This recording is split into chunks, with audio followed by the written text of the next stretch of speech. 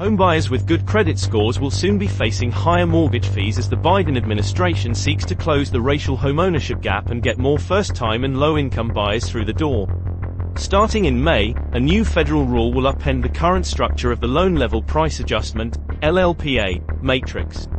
Homebuyers with a good credit score could see their monthly mortgage payment rise by over $60 a month, while riskier borrowers will get more favorable mortgage terms because their fees were reduced.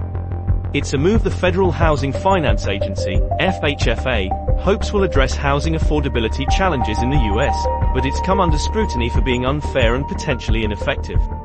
In the short term, this may increase homeownership among the targeted group, but I'm afraid it could decrease homeownership among the middle class, Jerry Howard, CEO of the National Association of Home Builders, told Newsweek. I'm not sure that we're not robbing Peter to pay Paul here. Only about 25% of homebuyers with Federal Housing Administration loans are people of color, according to the White House. Black and Hispanic people, on average, have fewer savings to use as a down payment on a home and tend to have lower credit scores, according to David Stevens, former CEO of the Mortgage Bankers Association, MBA, and a former FHA commissioner during the Obama administration. He told Newsweek that this can be attributed to factors like distrust in the banking system or being a first-generation American, and that low credit scores can be a significant barrier to homeownership.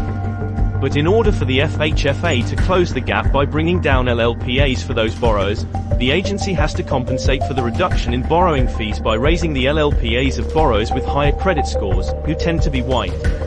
The average credit score in white communities was 727 in 2021, compared with 667 in Hispanic communities and 627 in black communities, according to data analyzed by FinMasters, a personal finance blog.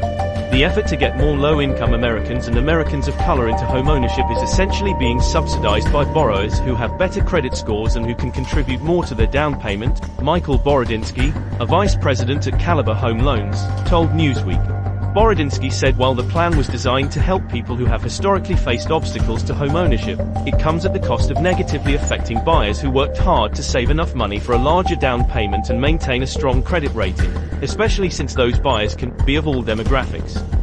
This new rule unfairly penalizes Americans for having good credit and rewards those who accrue debt and don't pay their bills with cheaper loans, GOP Representative Michael Lawler of New York told Newsweek. The way to expand access to housing isn't to reward bad credit. It's to bring down inflation, reduce property taxes, cut energy costs and invest in critical infrastructure.